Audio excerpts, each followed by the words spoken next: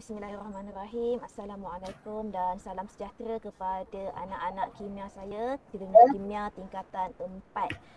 Okey, so hari ni kita nak tengok soalan esei bab 5 lagi sekali. Okay, kita nak bagi kukuh. Okay, kukuh kita punya pengetahuan mengenai bab 5 ni. Okey, so hari ni saya ada 3 pelajar saya yang setia dengan saya walaupun pagi-pagi kelas. Alhamdulillah. So, tengok soalan nombor 2A. Okay, yang ini saya menggunakan modul Perak, okay, T2V, okay, tiket to victory. Okay, so lihat soalan ni. Rajah 2.1 menunjukkan rajah susunan elektron bagi atom natrium. Okay, so atom natrium ni, okay, dia kata terangkan bagaimana atom natrium mencapai kestabilan. So, Hana, boleh tak bagi dengan cikgu apakah susunan elektron bagi atom natrium? Susunan elektron. 2. Hana? 281. Pandai. 281. Bila dia 281, maksudnya dia nak mencapai susunan elektron yang oktet, dia perlu menerima atau menderma elektron. Syafiqah. Menderma elektron. Berapa banyak elektron yang nak derma? 1. 1. Terima kasih Syafiqah. So, bila dia dermakan 1 elektron, dia akan menjadi ion apa, Ali? Ion Na, dia dermakan 1. So, dia akan mendapat pahala 1. Maksudnya apa, Ali? Berapa charge dia? Na. Boleh? Na plus. Okey. So, dia dermakan 1 elektron. Maksudnya dia mendapat 1 pahala. So, kita buatkan 1 plus kat sini. Just only kamu buatkan plus sahaja dah memadai.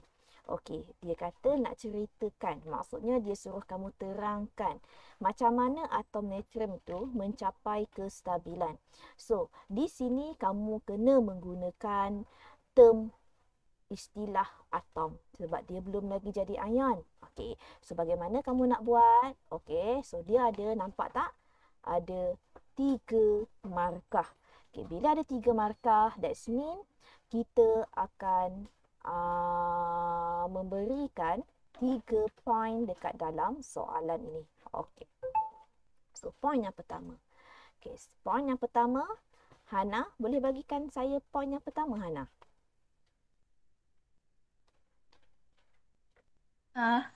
Bagikan point yang pertama. Apa yang akan mendermakan ion? Elektron.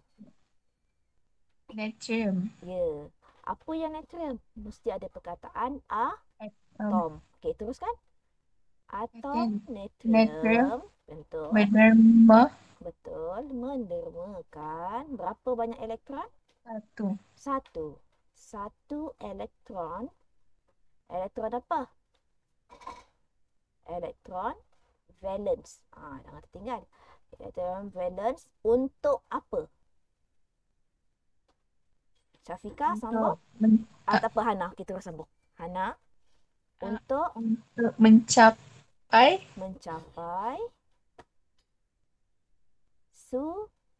susunan oktet. Susunan elektron yang oktet. Okay, pandai. Okey, susunan elektron oktet. Okey, dia akan membentuk apa? Untuk membentuk apa ion dia? Membentuk ion apa tadi cikgu cakap? Hana, dia akan membentuk ion apa? Akan membentuk ion yang ini. Boleh? Ion Na+. Okey, yang cikgu warnakan ni adalah untuk dia punya markah. Okey, so dia punya markah. So, kalau kamu tengok dekat sini, atom natrium mendermakan 1 elektron valence. So, this is a 1 mark for you. Okey, untuk mencapai susunan elektron yang oktet. So, ini pun satu markah. Membentuk ion natrium. So, ini pun dapat satu markah. So, cukuplah kita 3 markah dekat soalan ini. Okey, boleh ya semua? Okey, salin dulu. Kita tengok soalan yang seterusnya. Okey, mana soalannya? Allahu Akbar. Okey. So, soalannya, okey, ini sebelah sini. Okey. Rajah 2.3 menunjukkan formula struktur suatu sebatian karbon. Terangkan keterlarutan sebatian itu dalam air. So, kamu dah nampak ada 3 markah, maksudnya kamu kena bagi 3 point. Okey, saya nak tanya dengan Syafika. Syafika, kalau ini, yang ini kita panggil alkohol tau. Sebab ada unsur OH. So, agak-agaknya dia larut dalam air ataupun tidak? Alkohol larut dalam air ataupun tidak? Tak. Tak. Kenapa tak?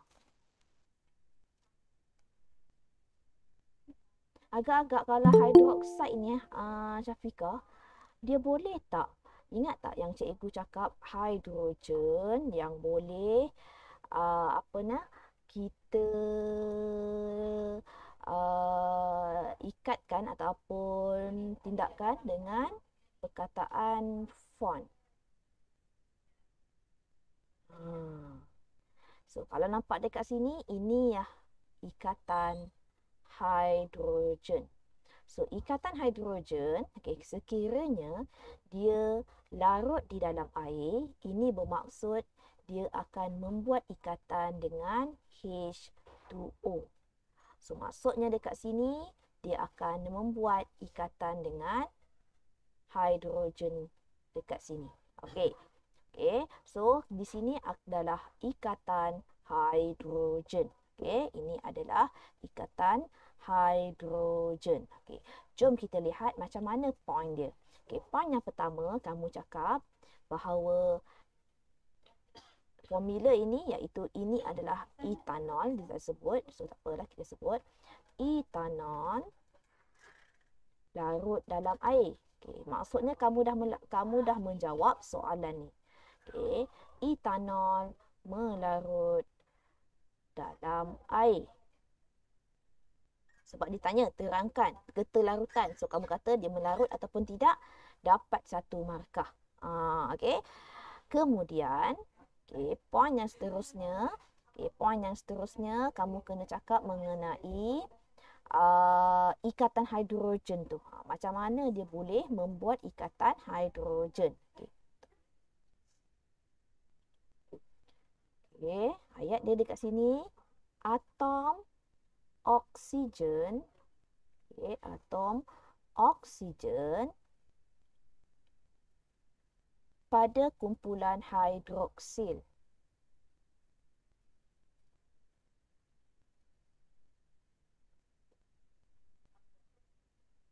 Kat mana kumpulan hidroksil?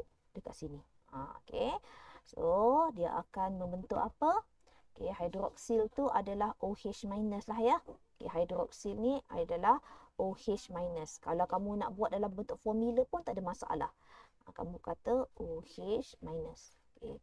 Hidroksil, kumpulan hidroksil dekat sini, dia akan dalam etanol akan membentuk ikatan hidrogen.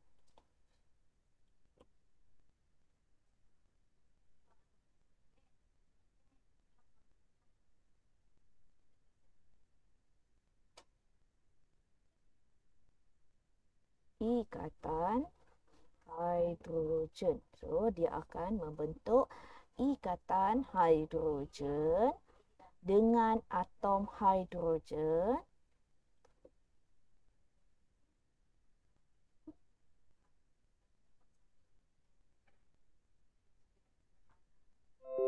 dengan atom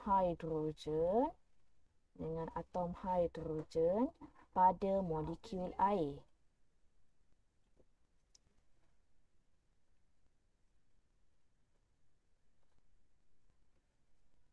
Okey, ini adalah point yang nombor 2. Okey, ini adalah point nombor 2. So, this is P1, so this is a P2. Okay, atom oksigen pada kumpulan hidroksil dalam etanol akan membentuk ikatan hidrogen dengan atom hidrogen pada molekul air. So, maksudnya oksigen dekat sini, okay, cikgu lukiskan lagi sekali lah ya.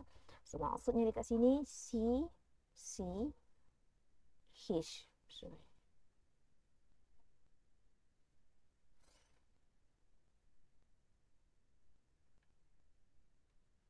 Okay, dia maksudnya dia ada ikatan O dekat sini, dia ada ikatan H kat sini. Okay. So, kita lukiskan balik dia punya H kat sini. Okay, kemudian dia akan membentuk ikatan hidrogen dengan atom hidrogen. Okay, dengan atom hidrogen, kita buat warna lain lah. Okay, H2O.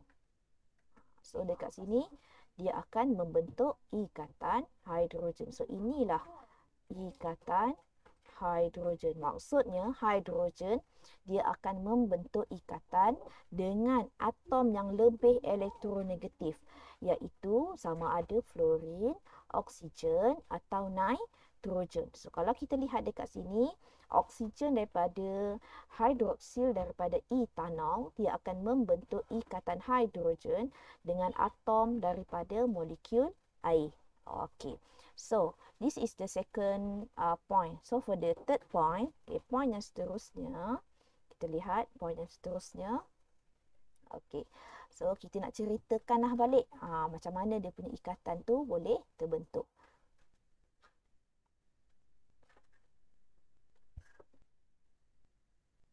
Okay. Atom hidrogen.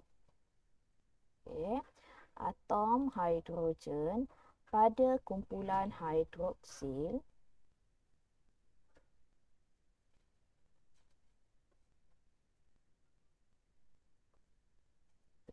pada kumpulan hidroksil, apa tu kumpulan hidroksil tadi? OH minus. Okay.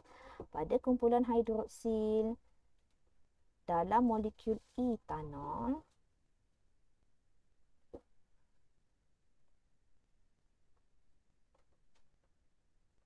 etanol tadi yang substan yang ke atas tadilah ya, membentuk ikatan hidrogen dengan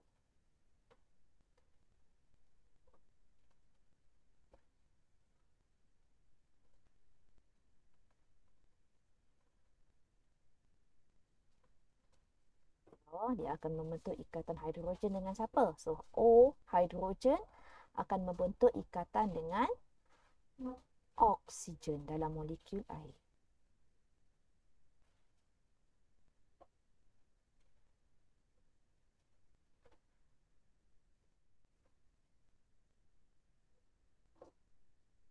Okay, apa maksudnya dekat sini? Maksudnya ada satu lagi ikatan hidrogen. Okay, maksudnya daripada ikatan dekat sini, hidrogen yang dekat sini, so dia akan bentuk lagi ikatan dengan unsur daripada air. Okay. So, kalau nampak dekat sini, so ini adalah salah satu lagi ikatan hidrogen. Sebab itu kenapa etanol boleh larut di dalam air. Walaupun dia adalah suatu organik, sebatian organik, tapi dia tetap boleh larut di dalam air. Okay, kalau kamu lihat, sekiranya kamu ada melukis, kamu tunjukkan dalam lukisan. Okay, kita doa semoga boleh diterima daripada lukisan ni, insya-Allah boleh diterima. Dengan labeling kamu, insya-Allah dia akan boleh terima. Tapi kalau ini jangan buat yang macam ini ya. Buat macam ini. Dia dash-dash. Kalau ini dia bentuk macam ikatan. Hidrogen ni dia umpama macam suatu tarikan lah dekat dalam suatu molekul. Okey, so salin dulu ya. Okey, done. So, kita tengok kepada soalan yang seterusnya. Okay, soalan yang ini, seterusnya ini, dia lebih kepada perbezaan ya. Okey, so satu eksperimen dijalankan untuk membandingkan ketelarutan magnesium klorida dan naftalina dalam air dan takat lebunya. So, ada dua bahan. Okey, untuk set yang pertama, dia nak lihat ketelarutan. So kalau kita lihat daripada gambar set 1, magnesium klorida apabila dilarutkan di dalam air suling, dia akan melarut. Kalau gaya macam ini, dia melarut. So, Syafiqah, kalau naftalina dalam air suling pula, nampak gaya ni dia larut ke tak larut? Tak larut. Pandai. Ini tak larut. Tapi kita tengok pula set 2. Okay, kalau kita tengok set 2 yang ini, okay, yang ini sebelum pemanasan. Okay, set 2 ni untuk kita nak uji dia punya takat lebur. So, kalau lihat dekat sini, magnesium klorida, dia tidak akan melebur. Dia tidak akan melebur selepas 10 minit. Ini bermaksud magnesium klorida ni takat lebur dia tinggi. Okay, berbanding dengan naftalina. Sebab kalau kita lihat daripada sini, naftalina selepas 10 minit pemanasan, dia akan menjadi cecair. Maksud dia hanya memerlukan sedikit sahaja tenaga untuk meleburkan semua molekul naftalina di dalam sebatiannya. So, ini bermaksud takat lebur. Okay, takat lebur. Jangan confuse pula. Oh, cikgu, yang ini dia dah mencair. That's mean dia punya takat lebur dia adalah tinggi. Tak. Takat lebur yang tinggi itu bermaksud tenaga berapa banyak haba yang digunakan untuk memutuskan ikatan di antara molekul tersebut. So, ini bermaksud even though selepas 10 minit, magnesium klorida is still same. Dia tetap sama. Kalau kamu lihat, dia tetap dalam bentuk pepejal. So, ini bermaksud takat lebur untuk magnesium klorida lebih tinggi. Dia lebih banyak tenaga haba diperlukan untuk menjadikan dia daripada pepejal menjadi cecair. Tetapi, kalau lihat kepada naftalina, lihat kepada naftalina di sini, naftalina untuk bertukar menjadi pepejal, menjadi cecair, dia hanya memerlukan 10 minit sahaja. Okay, untuk dia menjadikan, untuk menukar daripada pepejal menjadi naftalina. So, ini bermaksud takat leburnya adalah rendah. Dia hanya memerlukan sedikit sahaja tenaga untuk memutuskan ikatan di antara naftalina. Okey, so kalau lihat daripada set 1 dan set 2, apa soalan dia? Kita lihat pula soalan dia. Okay, soalan dia dikata, berdasarkan rajah 2.2, nyatakan jenis sebatian magnesium klorida. Maksudnya, markah yang pertama, kamu namakan jenis sebatian. So, agak-agaknya, Hana, dalam magnesium klorida, apakah jenis sebatian yang ada dalam magnesium klorida dan naftalina? Boleh jawab tak? Kita ada berapa jenis sebatian? Kita ada 2 je jenis sebatian. So, magnesium klorida ni kategori ionik ataupun sebatian ion ataupun sebatian kovalen, Hana.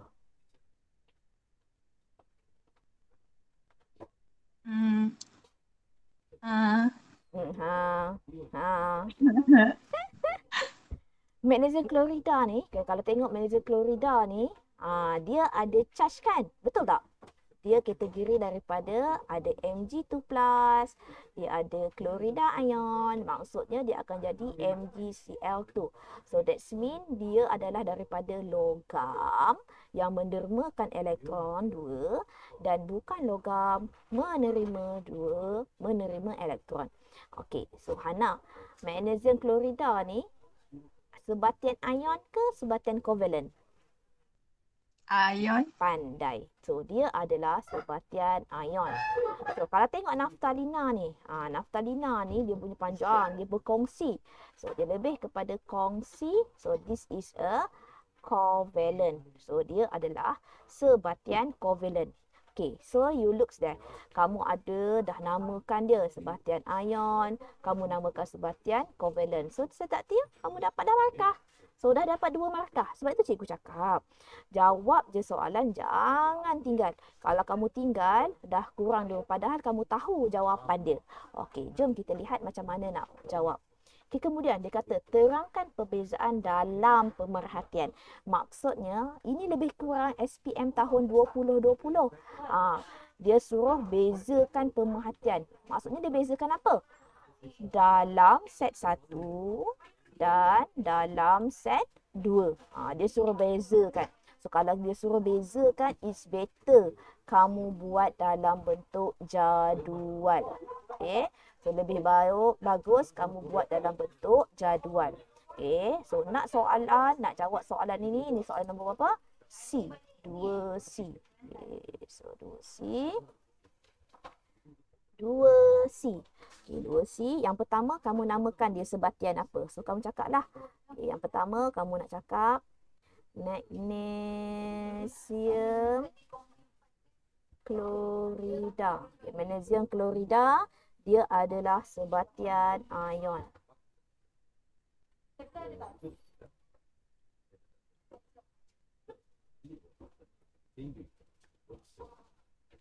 Okey. So, nombor 2, poin yang kedua, kamu cerita tentang naftalina. So, naftalina sebatian kovalent. Okey, so dah ada 2 poin dekat situ. Okey, so dah ada 2 poin dekat situ. So, kita tengok kepada soalan yang seterusnya. Dia suruh nak bezakan. So, bila dia suruh nak bezakan, dia ada berapa set tadi? Kita ada 2 set. Dia ada 2 set. So, yang pertama cikgu nak cerita tentang set 1. Dia nak perbezaan untuk pemerhatian sahaja. So, it's better kamu buat dalam bentuk jadual. Okay, ambil pembaris. Buatkan dalam bentuk jadual. Okay. Okay, bila bentuk jadual, so yang ini adalah untuk set 1 untuk naftalina, yang ini untuk magnesium klorida. Okey, so yang ini cikgu nak cakap tentang magnesium klorida, yang ini cikgu nak cakap tentang naftalina. Okey. So dalam magnesium klorida, so kalau kamu lihat pemerhatian kamu tengok tadi, magnesium klorida larut. So kamu cakaplah magnesium klorida larut dalam air. Okay. So yang ini naftalina pula larut ke tak larut tadi Hana? Larut dalam air ke tak? Ya, tidak. Larut dalam air. Nampak tak? Cikgu ada bezakan 2. So bila cikgu ada bezakan 2 sahaja, so dekat sini kamu dah cikgu bagi nampak je perbezaan, baru cikgu bagi 1 poin. Kalau kamu hanya sekadar kamu cakap tentang magnesium klorida larut dalam air sahaja, kamu tak cakap naftalina, takkan dapat markah 1. Ingat tu. So yang ini tadi P1, P2, yang ini P3. Okey. So kita lihat kepada soalan yang perbezaan yang keduanya. Okay, set 1 dan set 2. Okey, kita nampak. Okay, yang kemudian, okay, seterusnya untuk poin yang nombor 3, nombor 4. Okay, poin yang nombor 4, kamu ceritalah, dia suruh explain. Dia suruh kamu cerita kenapa magnesium klorida tadi larut dalam air. Kenapa dalam naftalina dia tak larut dalam air. Okey, so bila cerita tentang ini, okey, kamu ceritalah. Okey, ion magnesium, okey, dia akan tertarik ke atom oksigen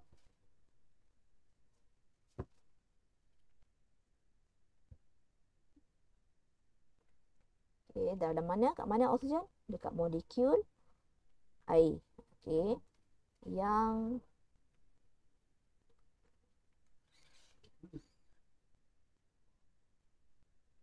bercas positif. Okey, oksigen oksigen molekul air dia akan tertarik dengan magnesium. Okey, kemudian manakala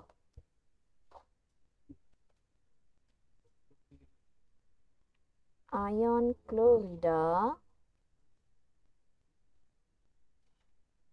tertarik ke bahagian atom hidrogen sikitlah.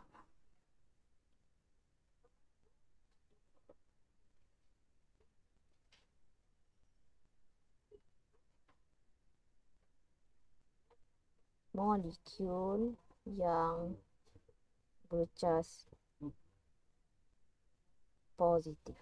Okey. So, ini dia cakap tentang ion magnesium tadi. So, kita ada ion magnesium. Dia akan tertarik dengan oksigen. Okey, dekat pada mana? Dekat molekul air yang bercas positif. Manakala ion klorida. Okey, ion klorida pula tertarik kepada bahagian atom hidrogen. So, maksudnya sini. Magnesium. Okey, so dia akan ada magnesium 2+ dengan klorida. So, yang ini dia akan tertarik dengan oksigen daripada air. Kemudian yang ini dia akan tertarik dengan hidrogen daripada atom molekul air. Dia macam ni. So, dia akan tertarik lah. So, dekat sini, charge dekat sini. Okay, so dia akan tertarik sesama dia. Okay, kemudian yang ini pula. Okay, untuk naftalina ni lagi senang. Tak susah. Sebab naftalina ni dalam bentuk molekul. Okay.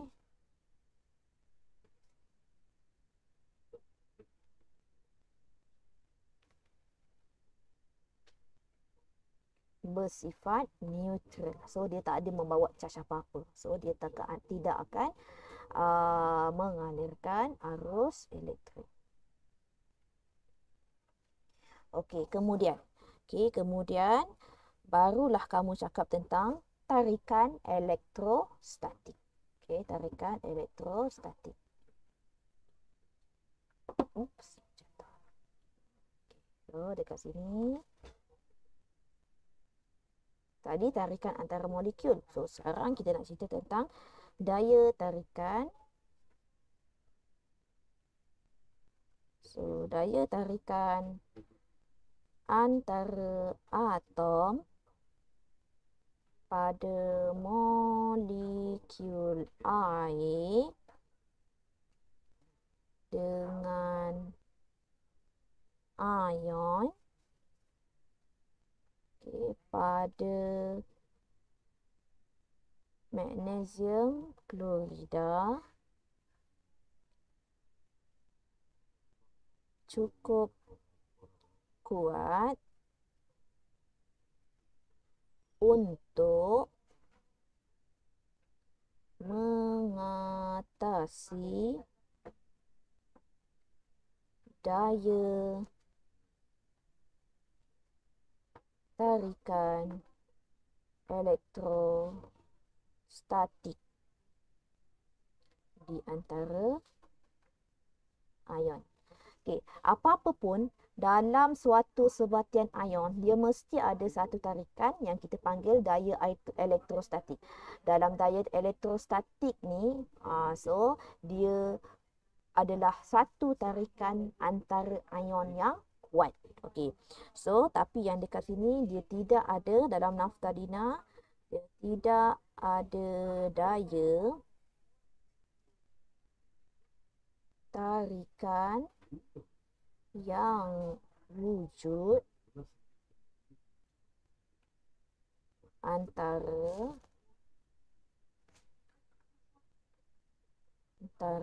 atom pada molekul air dan molekul naftalina. Okay, so, nampak dua perbezaan di antara daya tarikan di dalam naftalina dengan magnesium klorida. Okey. So, sebentar dulu ya. Okey, so soalan D, hidrogen merupakan molekul ringkas sebatian kovalen, manakala grafit merupakan molekul gergasi sebatian kovalen. So, kalau yang ini, kalau perasanlah, tengok buku teks. Buku teks, muka surat, mana ya? Tak silap cikgu, dia muka surat dekat bahagian bab 5 tu. Muka surat yang belas sekali untuk bab 5. Belas sekali. Dia ada bahagi mengenai molekul ringkas dan molekul gergasi page 128. Tengok dalam buku teks muka surat 128. Yang ini mengenai sebatian molekul ringkas ataupun molekul gegasi. Molekul gegasi dia macam busur lah. Dia dalam keadaan yang gegasi, yang abundance, yang terlalu padat. Kalau molekul ringkas contohnya H2O, hidrogen, ada dalam air. Itu H2. That's we call molekul ringkas. Okay, simple molecule. Okay, so let's we go for the question yang nombor D ni. Banding beza. Nampak tak? Dia suruh banding beza lagi. Tapi saya rasa saya tertinggal satu lagi soalan tadi kan Hana. Yang untuk set 2 saya tak cerita ya Hana ya. Allah, tertinggal. Tak lebur tu kan? Takat lebur tertinggal Hana. Cikgu excited sangat nak jawab soalan nombor D ni. Okey. So kita tengok soalan untuk Naftalina untuk takat lebur pula. Okey, so set 2. Minta maaf ya anak-anak semua. Okey, set 2. So sama juga set 2 ni tadi buatkan jadual juga. Kalau you all nak combine jadual pun it's no problem. Okey, dia tak ada masalah lah. Okey, minta maaf ya. Cikgu lupa cakap tentang takat lebur pula. Okey, so ini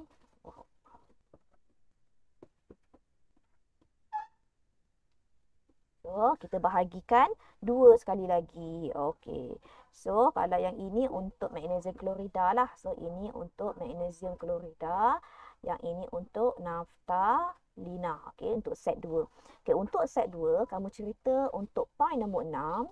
Kamu cerita magnesium klorida dalam keadaan pepejal. Okey. Yang ini adalah naftalina, dia dalam keadaan cecair. Dia akan menjadi cecair. Okey. Okey, kemudian takat lebur magnesium klorida tinggi. Sini takat lebur naftalina rendah. Okey. Kemudian, dah siap. Baru cakap tentang dalam magnesium klorida kita ada daya elektrostatik. Daya elektrostatik antara ion dia kuat. So, kalau yang ini pula daya tarikan van der Waals. Antara, ingat kalau dalam keadaan covalent, dalam keadaan macam naftalina molekul ni, dia mesti daya tarikan van der Waals. Kalau ion, daya elektrostatik. Yang lemah antara molekul.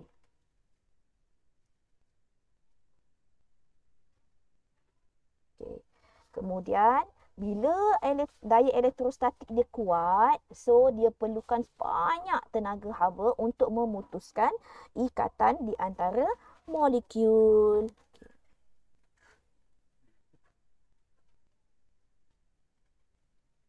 Banyak tenaga haba diperlukan untuk mengatasi daya itu. So tadi daya van der Waals-nya lemah. Bila dia lemah, dia perlukan sedikit je. Sedikit haba diperlukan untuk mengatasi daya itu. Okey, dah siap. Okey. So, 4 poin dekat situ, 4 poin dekat situ. So, cukuplah kita punya markah.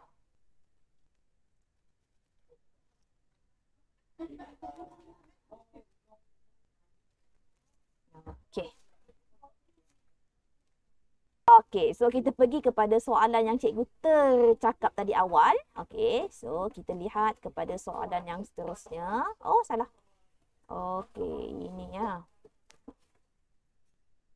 Okey, yang ini. Okey, ikatan, okey yang ini banding bezakan kedua-dua sebatian dari segi keadaan fizik dan keadaan kimia. So maksudnya yang pertama, kamu cerita tentang keadaan fizik dia.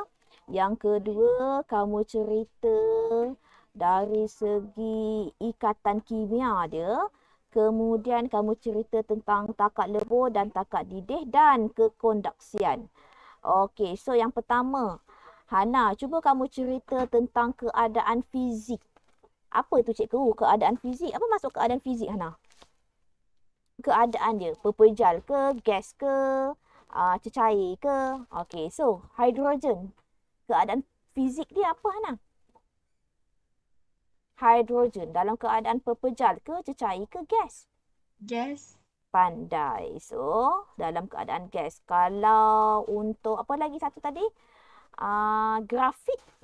Grafit dalam bentuk apa? Grafit ni contohnya macam kau punya mata pensel tu.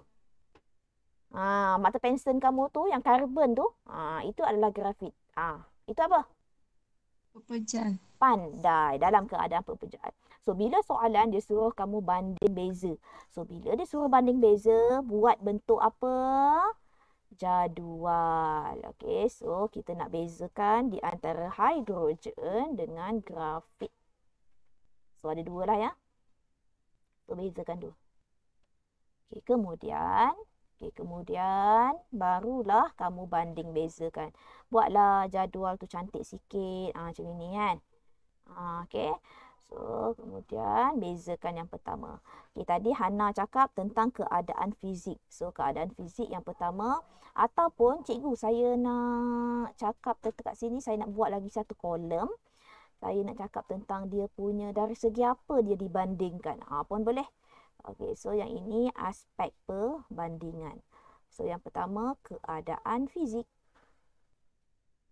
Okay, macam Hana cakap tadi, hidrogen dalam keadaan gas, grafit dalam keadaan pepejal. Okey, dah siap. Kau follow je. Okay, just follow apa yang dia nak. Aspek apa yang dia nak. InsyaAllah kamu boleh dapat jawab. Tapi pastikan, okay, mesti ada perbandingan. Okay. So, keadaan fizik kita dah cakap. Kita nak cakap next ialah ikatan kimia. Okay, kita nak cakap ikatan kimia. Okey. Hana lagi Syafiqah lah.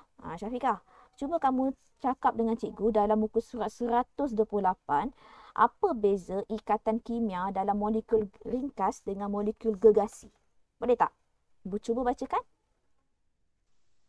Untuk hidrogen tu dia guna Dia ada ikatan van der Waals yang lemah antara molekul. Kemudian kalau dalam grafit tadi dia ikatan kovalent dia yang kuat. Tapi dia ada tak daya tarikan van der Waals? Tak ada. Tak ada. Dia tak ada dayakan van der Waals sebab apa? Sebab struktur gergasi dia. Okey. So, dekat sini kamu boleh buatlah ikatan kovalent kuat.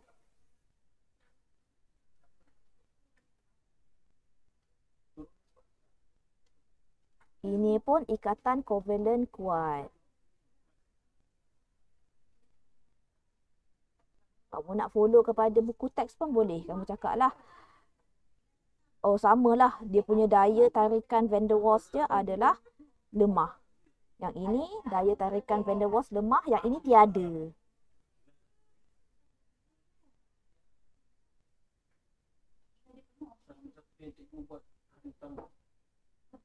Yang ini daya tarikan van der Waals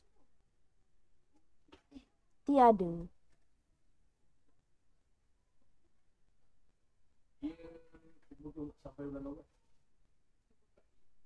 Okey. So, dah cakap tentang ikatan kimia. Okey, dia nak apa lagi? Lepas ikatan kimia, dia nak takat lebur dan takat didih. Okey. So, Aina ada mic tak? Tak ada, Aina? Okey, cuba bacakan muka surat 128, takat lebur dan takat didih untuk ikatan molekul ringkas hidrogen dengan grafit. Dan takat didih. Aina tak ada mic Apalah. Aina tadi dah. Syafiqah. Okay, Syafiqah, cuba bacakan Syafiqah. Takat lebur dan takat didih dalam molekul ringkas dengan molekul gergasi. Apa bezanya ya? Molekul ringkas dia rendah sebab dia Mm-mm. perlukan sedikit haba. Ya, Kalau untuk molekul gergasi tu dia tinggi. sebab? Dia nak dia perlukan banyak tenaga untuk putuskan ikatan kovalen yang kuat. Okay, good. Syafiqah. Okay, so bezanya adalah untuk yang ini takat lebur dan takat didih dia. Okay, so takat lebur, dia nak cakap tentang takat lebur je kan. So kat sini takat lebur, takat didih rendah. So yang ini pula takat lebur, takat didih dia tinggi. Just that. Just kamu buat macam itu je.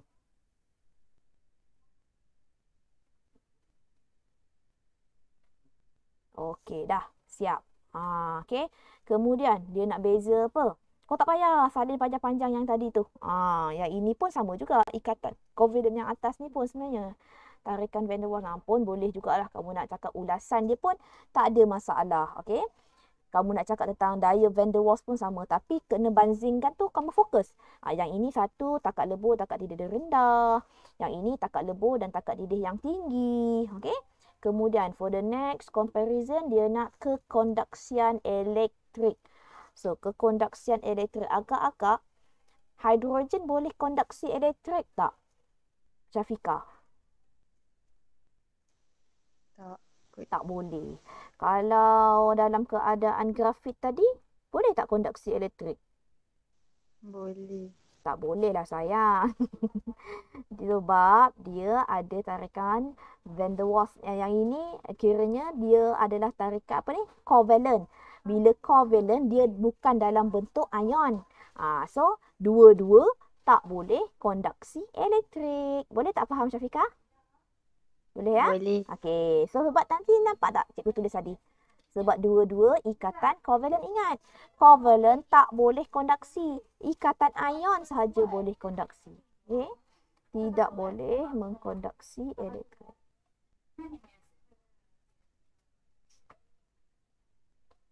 Yang ini pun sama.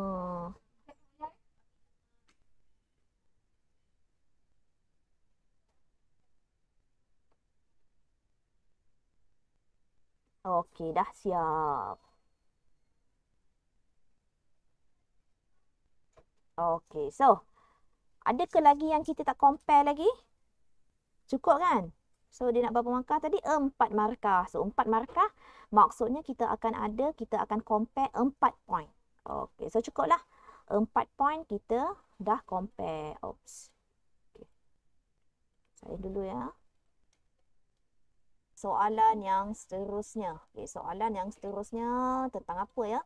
Okey, namakan satu contoh lain molekul ringkas dan molekul gergasi. Siapa dapat jawab? Contoh molekul ringkas dengan molekul gergasi. Dalam buku teks ada contoh dia bagi. Apa yang contoh dia bagi kat situ Air Air itu untuk molekul apa? ringkas. Pandai. Okey, air, molekul ringkas, molekul gergasi. Silikon dioksida. Okey, silikon dioksida.